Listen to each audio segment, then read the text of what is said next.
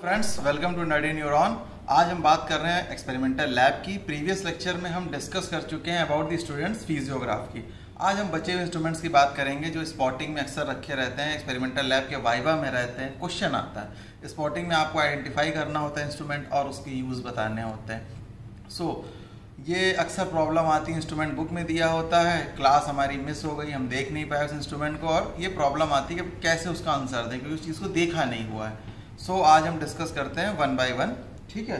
तो सबसे इंपॉर्टेंट चीज़ है ड्यूबॉइस रेमंड इंडक्शन कॉइल। ये एक इंस्ट्रूमेंट है, डीसी सोर्स जो सप्लाई के लिए यूज होता है, टैपिंग की, पेंडुलम और variable vibrating interrupter, needs hammer, kymograph, short circuiting की और stimulating electrodes.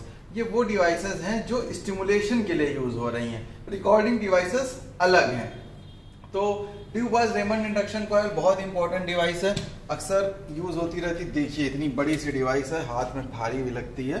ड्यूबॉइस Reymond induction coil, secondary coil, primary coil, detail में इसको पूरा बताऊंगा कि क्या होती है। फिर उसके बाद आप डीसी सोर्स देखते हैं जिससे हम इसमें सप्लाई देते हैं पावर की।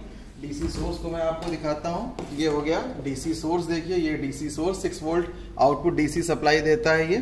फिर उसके बाद टैपिंग की, पेंडुलम या जिसे हम वाइब्रेटिंग वेरिएबल इंटरप्टर भी कहते हैं, काइमोग्राफ, नीव्स हैमर, ये सारे के सारे हमारे इंटरप्टर के तरीके से काम करते हैं। Neef's hammer is also the part of Dubois Reymond induction coil, दिखाऊंगा।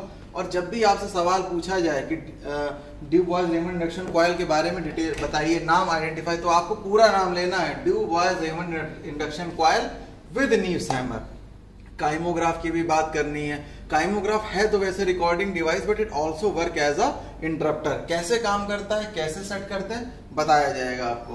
Tapping key is also as a interrupter, pendulum भी इंटरप्टर है, और शॉर्ट सर्किटिंग की भी इंटरप्ट करती है, but it's not for make और break shock. It's mainly use as a on off switch, जैसा simply होता है घर में पंखा ऑन ऑफ करते हैं सर्किट ब्रेक करने की। तो ये शॉर्ट सर्किटिंग की जो पार्ट है वो it's a part of secondary circuit, not the primary circuit. Primary circuit में यूजुअली 4 इंटरप्टर जो बताए, टैपिंग की, पेंडुलम, नीव्स हैमर और काइमोग्राफ, ठीक है। नीव्स हैमर तो इंडक्शन कॉइल का ही पार्ट होता है, उसी से अटैच रहता है। ये हमारी मर्जी कि उसे सर्किट में इंक्लूड करें या ना करें, ठीक है।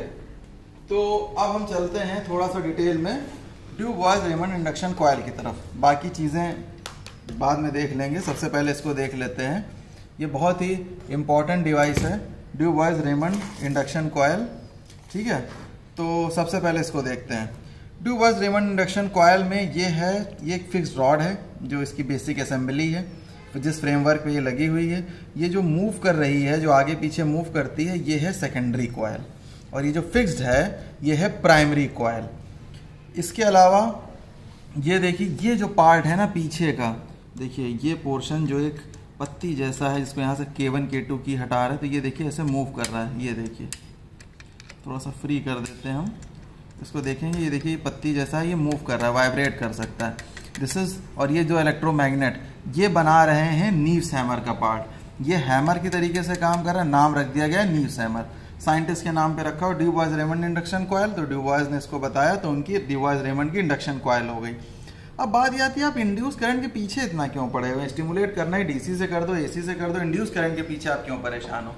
इंड्यूस करंट का फायदा ये कि less damaging, it's different from a galvanic current, as it is different from galvanic current, because galvanic current has a different type of AC or DC and it also causes interruption, continuous supply।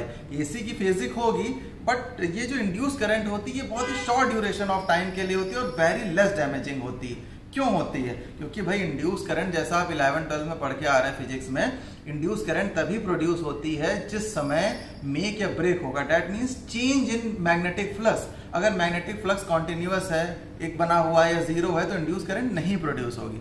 इन चीज़ों को मैं बहुत अच्छे से detail में आपको primary और secondary circuit का एक सेपरेट वीडियो दूंगा। बट यहाँ पे इंड्यूस करंट प्रोड्यूस हो रही है। प्राइमरी कॉइल में हम फ्लक्स चेंज करते हैं, जो फ्लक्स प्राइमरी कॉइल से जो फ्लक्स प्रोड्यूस हो रहा है इसमें करंट को चेंज करेंगे तो फ्लक्स चेंज होगा, और फ्लक्स चेंज होने से इस सेकेंडरी कॉइल में चेंजेस आएंगे।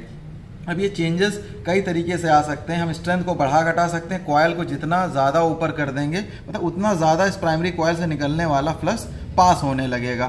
तब ये क्या होगा कि इससे मैग्नेटिक जो है यहाँ से इंड्यूस करंट प्रोड्यूस हो जाएगी। थोड़ा सा इसके पार्ट को देखते हैं। तो ये पीछे का पोर्शन 2 इलेक्ट्रोमैग्नेट नीव्स हैमर का हो गया। ये इसके दो पिलर हैं, इन दोनों पिलर्स को क्या कहेंगे, P1 एंड P2। तो P1 P2 टर्म हो गए, ठीक है। फिर उसके बाद ये जो दो कीज़ हैं ये अलग सेटिंग्स में यूज़ होती हैं कि कब हमें कैसी सर्किट बनानी है, हेल्महोल्ट्ज़ मॉडिफिकेशन यूज़ करना नहीं करना, आगे डिटेल में आएगा एक्सपेरिमेंट्स में। तो यहाँ पर हम इन कीज़ को K1 K2 को मूव करा देते हैं कि कब हमें K2 को टच कराना है, कब K1 को टच कराना है, वैसा हम कर लेते हैं। ये दो टर्मिनल हो गए T1 and T2, T1 T2, P1 P2, K1 K2, ठीक है। अब उसके बाद ये जो सेकेंडरी सर्किट में है तो इनका नाम सेकेंडरी, S फॉर सेकेंडरी, तो S1 S2, ये दो चीज़ें हो गई।